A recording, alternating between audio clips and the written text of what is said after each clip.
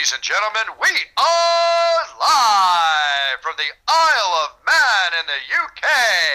This is John and Mike's MMA Corner.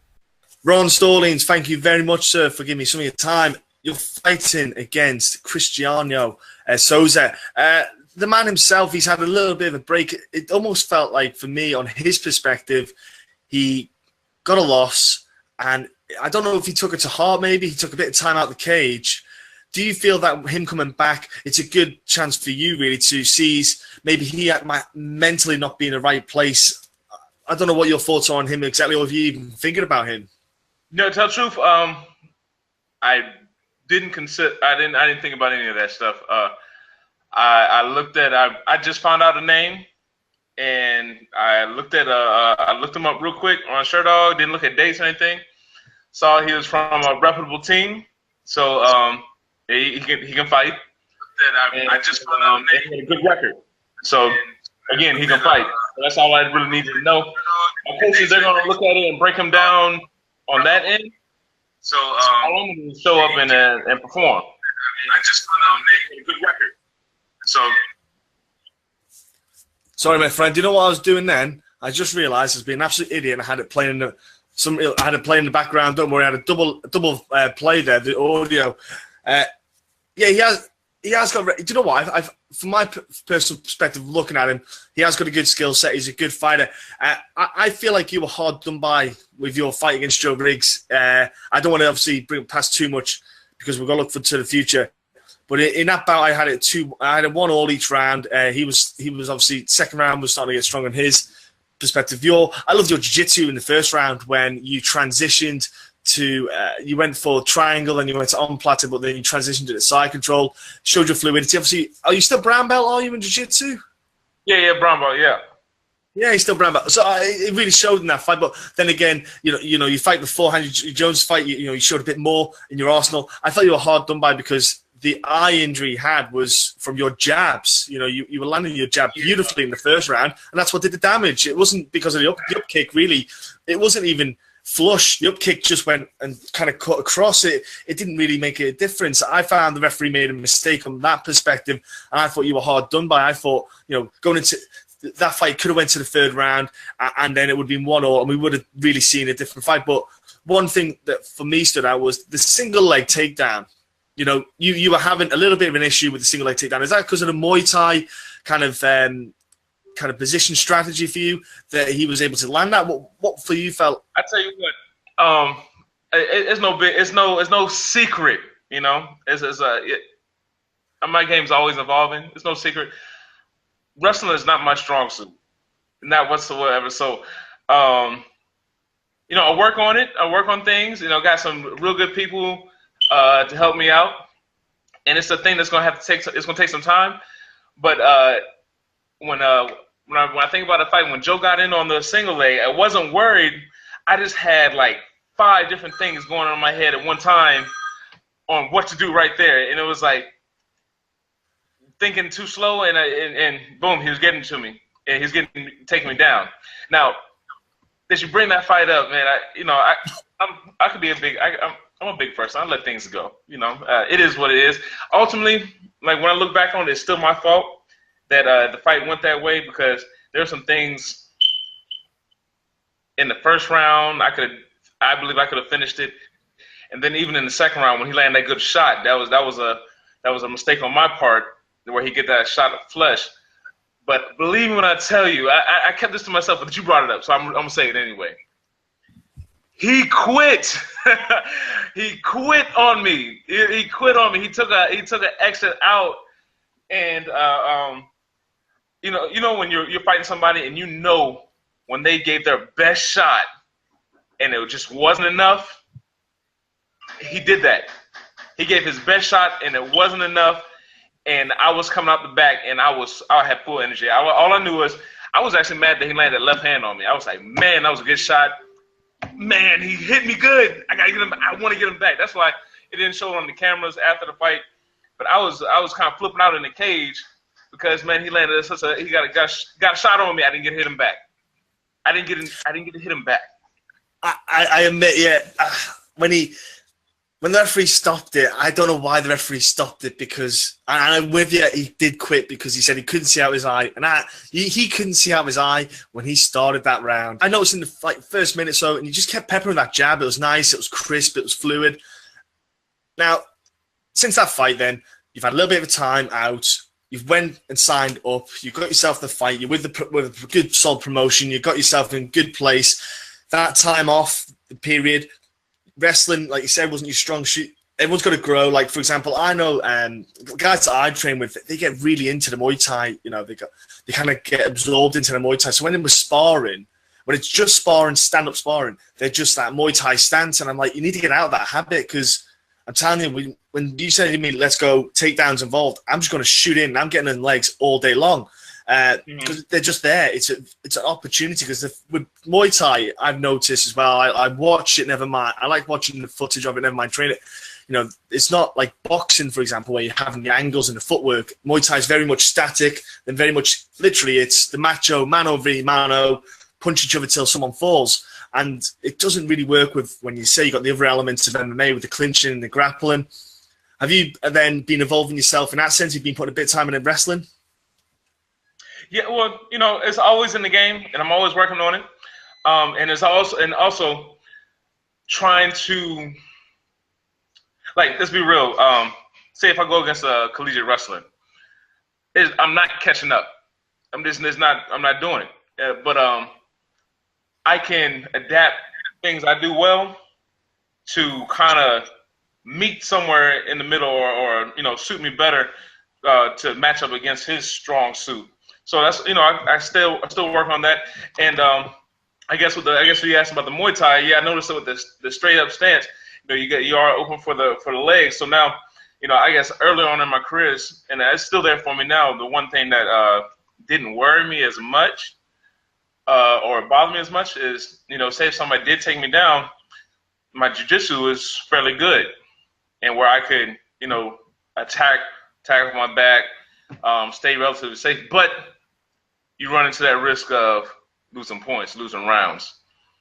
And you start losing rounds, then you got to play catch up, and then you get to that third round where it's like you need a knockout, and you know that's the catch-22. It is. That's the problem you got with it. I suppose, yeah, I think if you're very strong at Muay Thai, having jiu-jitsu to fall back on, like you say, when you get taken down, you're deadly off your back. You kind of putting that kind of worry in an opponent's mindset. But then again, like you say, you're never going to catch up. I suppose it's just working on the defense. It's also, like you said before, when he got that single leg in, let's say from Joe Riggs' fight, you had 5 things in your head. You shouldn't be 5 things, I suppose. It should be muscle memory kicking in, where one thing just automatically flows. It's one of them things where you're still getting that muscle memory kicking in. I remember I'm at that stage as well with some positions where when I'm training, I've got options in my head, and I'm just taking my time to think which one. But then in a fight, it's split seconds. You know, it's inches, not. You know, you haven't got 10 minutes. You got small amount of time, small space to get that muscle memory to kick in. It's that drilling, like shrimping. Like shrimping sucks. Yeah. Like I was in the gym last night with a 20 kilo weighted vest on, and I was doing shrimping around the gym. It's crap, but you've got to do it, because you know anyone can shrimp fresh. You know, anyone can do shrimping when they're fresh all day long. But it's that third round, like you say, you're tired. The guy's on you. You need to get space. You need to get up. You need to get out. You know, you just got to drill it, man. And I suppose you're probably in that position where you're just having to drill those things in to where you're reacting single leg. You're reacting like straight off the cuff. You're not thinking about it. You're just going straight in. Exactly. Yeah, because what sucks worse than shrimping and drilling is having Joe Riggs take you down from single leg in a fight. Yeah, reality's a lot worse, isn't it, than training? And look, you know, by the by, you know, like you took the fight against, you had that taste of UFC, all right? You had that taste of you had your fights in there. You got in there. You had that taste must still be there. You know, that drive to get back there. And I imagine the UFC didn't exactly say, "Look, you were crap. You went in there and you didn't do anything." I imagine they must have, you know, there must be that option of probably getting back in there with a couple of bouts. And to be fair, you know, I don't think you fell far off, in my opinion. It's like when you went in there and got starched in all three fights. You know, I think you can't be that far from going back in. Yeah, I believe so. I believe that's the case too. You know, I tell the truth. I don't know. I don't know who makes the decisions, who makes the final decisions on who does it. Because I was actually pretty shocked that they cut me after the Joe Riggs fight. Because you know, all in all, you know, I was fighting. You know, I showed I could fight. I showed I can, even with you can take the Uriah Hall fight, taking that on short notice. I show I can fight. I can fight, and I can put on an exciting fight. You know, you know, striking is my thing, and I like to believe that that's what helps make a fight look good. And you know, I can do that. I can always perform at that. So I was a little shocked by that one, but yeah, I believe I'm not far off. You know, I agree in a sense. People love to see striking. You know, they do love it as much as I love my jiu-jitsu. I love my wrestling. I love that kind of.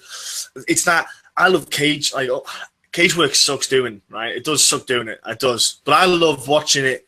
Like for example, like Khabib. All right, Khabib is a guy who I love watching against the cage because it's the fact that he is not sitting there with one under, one over, and trying to wait till he will transition from single to double to single crotch to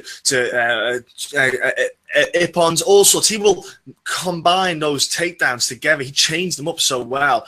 I love watching that. I find that beautiful fun. But at the same time, if you're not diverse in either competing or really know your stuff about it, watching someone like you who can put great combinations together, you're very fluid with your striking, you know, your kicks as well. Like you can hear your kicks landing. I got to admit, I wish I had I wish I had 5 pads on because it sounds nasty. So you definitely do, like you say, you fight, you bring a fight. You don't want to just sit there and lay on top of someone for 15 minutes and squeak out a decision.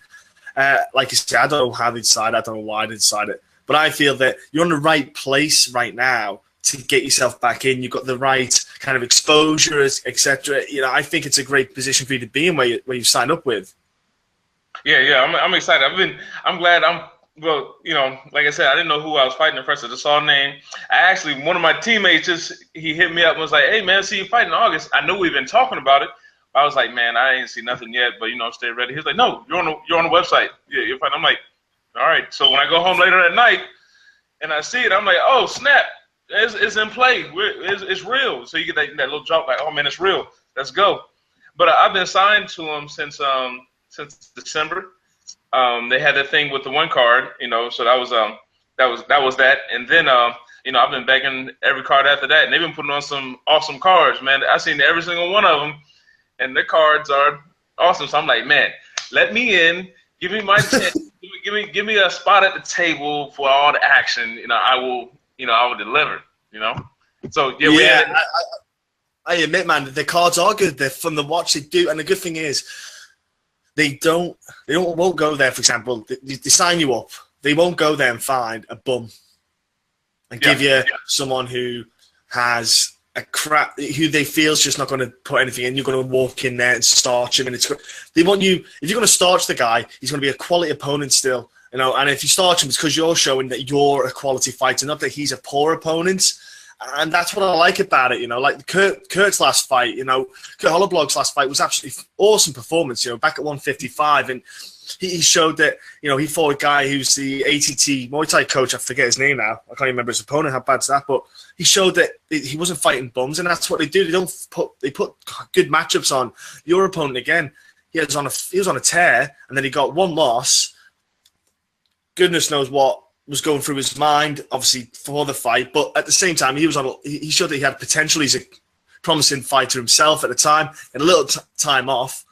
They're matching guys up well. So was that part of the reason as well, from your knowledge of the promotion, why you signed up? Or with my manager, Brian, and then Sucker Punch, you know, we was like, all right, so we got the bad news from the UFC. Hey man, they're letting you go. Dang it. You know, all right, so what do we do next? You know? Well, we get you back on a horse and get you fighting, and they hit me up. Matter of fact, no, we were looking for fights, and we looked at Titan. It was like, yeah, what about Titan? So we tried, and there's nothing going on. It's like there's no openings. But then there was a fighter who was on Twitter. I can't remember his name, and he was a middleweight, and he was talking about anybody want to fight before Christmas, hit me up. So I looked at that message, and I said, hey, Brian, there's somebody as a middleweight asking for a fight. And then, they accepted, but then the card fell through. So that's how we got hooked up with Titan. Well, look, I think it's a great idea because with Titan FC, they're on UFC Fight Pass. That's the thing. You've got that link with the UFC in a sense of people can sit there and go, Ron Stallings, I remember him. They can go back and watch the fight, and it does spread out. Especially, I don't know what card the UFC schedule is, but sometimes what Titan like to do is they do their Titan card on Friday, and then the Saturday comes, they have a UFC card, so they kind of link in. I think it's a beautiful thing, and I know that the matchmakers, especially I spent a bit of time with Sean Shelby, I know they pay attention to the cards because I was at a UFC event, and I was speaking to Sean Shelby afterwards, just talking shit about fighters and stuff, and as you do, and Titan card came up, and we were just both sitting there whacking that stream on, and we went over the card, and we were talking about fighters on the card, and I was subtly hitting, going, oh, what's going on with him, trying to just get a little bit of inside knowledge off him. But they do pay attention, and it's a perfect place for you. And especially Titan FC with the middleweight division they have, it's not stagnant. They're growing it, like they've just been growing their welterweight division. They're slowly expanding. They've added the women's weight class. You've got a great chance here, especially in this fight, to put yourself in the position to be like the face of the middleweight division for Titan. Get yourself good performance, maybe push for a title shot, like a vacant title fight if they can get the kind of depth in there for the middleweight division.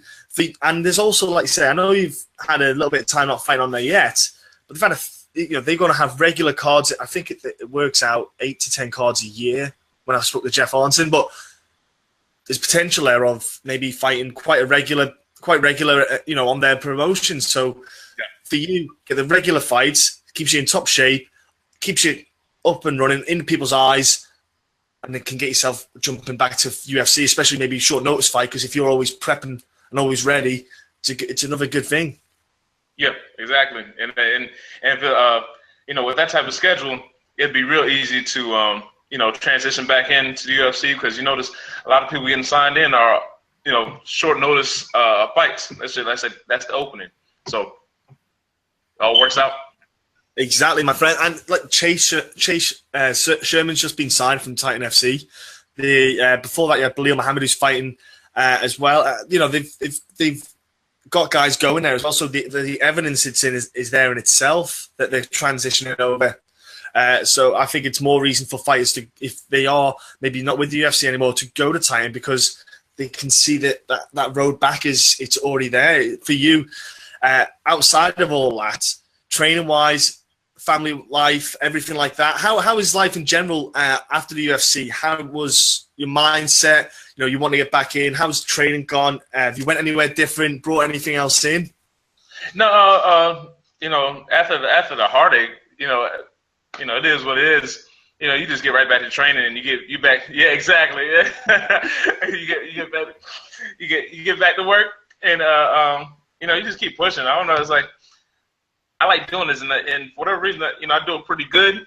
So there's no reason to stop or even doubt yourself or whatever. So you just keep on doing, and then like you said, I got family and stuff. So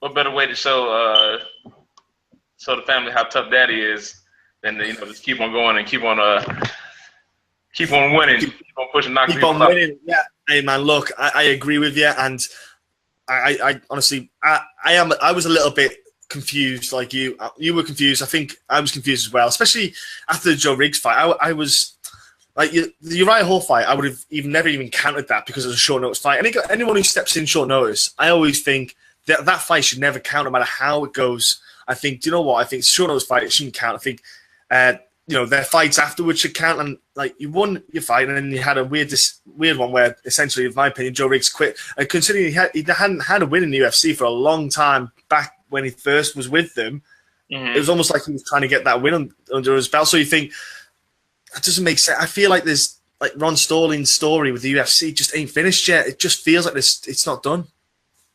Yeah, man, appreciate that. Yeah, that's exactly how me and you are right here, my friend. We're right there. That's exactly what it is. It's not done. Man, and you know what? You can show everyone that the story's not over with your beginnings with Titan FC against Souza. And look, I can't wait for it anyway. What annoys me about doing this stuff here is because I ended up talking to the fighters before the fight card, like well before the fight card, and I have to sit there now and wait until the fight card. Trust me, it pisses me off waiting so long for fight cards. Sometimes when I've interviewed people, I'm just like, I just want to watch the fights now. Honestly, it drives me insane at times. But look, before I let you shoot off, man, one thing I always do, and I forgot to mention it off there, is I like to give you guys a spot, or ladies, whoever I have on, a chance to promote yourself in a way. So I want you to know your social media. You know, how can people jump on, follow Ron Stallings, enjoy this man's work online? Yeah, appreciate that. No, yeah, you can follow me on Instagram at Choirboy MMA and Twitter Choirboy MMA. You know, especially if you like fights and stuff. You know, I'm always on Twitter when the fights are going on, especially boxing. Hey, England is a powerhouse, man. Well, we're kicking. Hey, I'm not English, but I'll tell you what, England is kicking ass somehow, isn't it? It's weird. I don't know what's going on, and I've also heard Frank Bruno Jr. is apparently, and the Triple G's fight is going to be signing up. So, oh really? Yeah, there is. I saw Eubanks Jr. trying to get the Triple G. Yeah, and that apparently it's in the works. Apparently so. And I tell you what, that is a badass fight, and I don't feel too confident for Eubank Jr. because Triple G is just a straight up gangster. He's a scary son of a bitch. I would no chance. But I don't mind that fight. I don't mind it. I think that one of the reasons why I think that's probably going to happen, buddy, is because Triple G, he just still ain't that mainstream in the US still. Because I think maybe because of the language barrier, his English isn't. He's got that broken English, like Joanna Jacek, like that really broken English, but it works. But I just think that fight would work on a European. Like a lot of eyes will be on that still. I don't mind that fight. Hey, I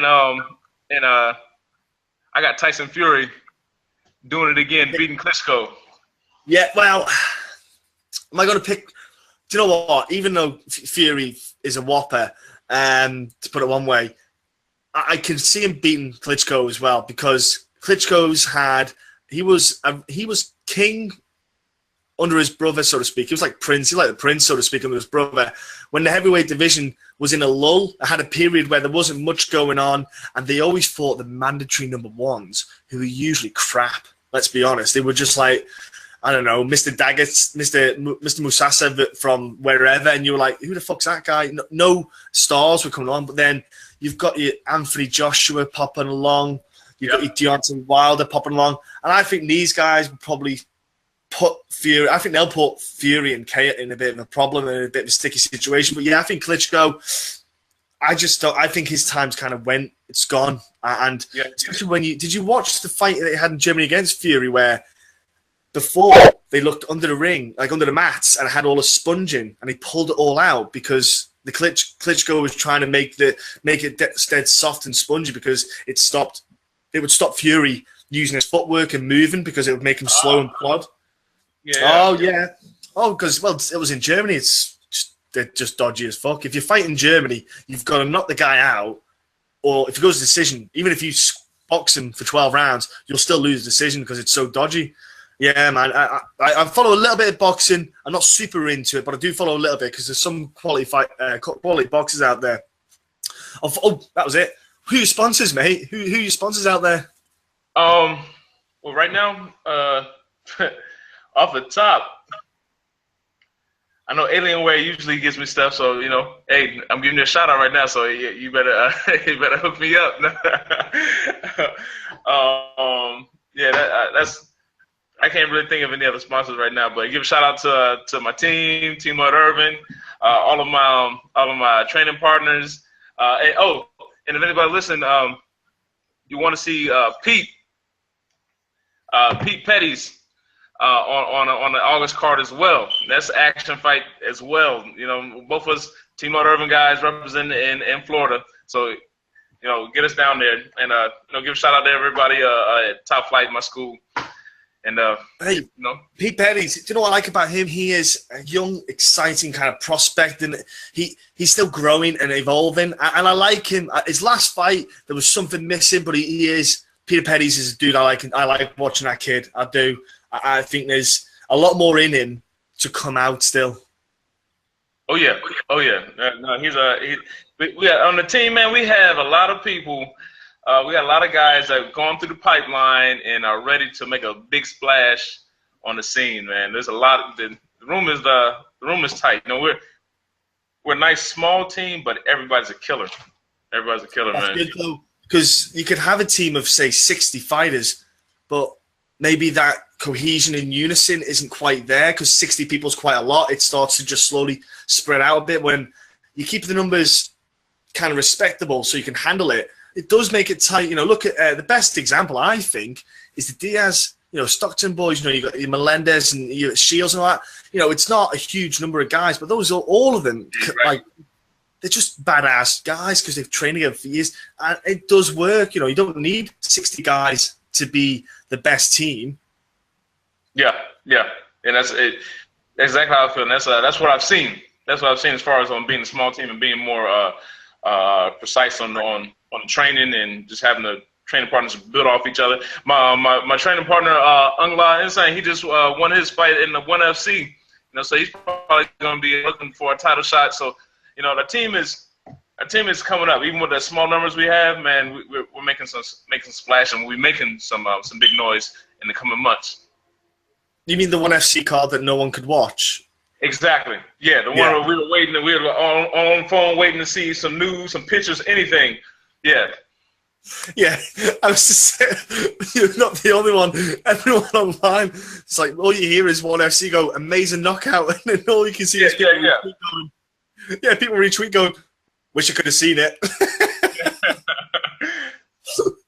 Oh man, it was just that's a complete boo-boo from 1FC side there. They made a big mistake not putting that online. I don't know what they were thinking. Look, Ron, it's been a pleasure, my friend.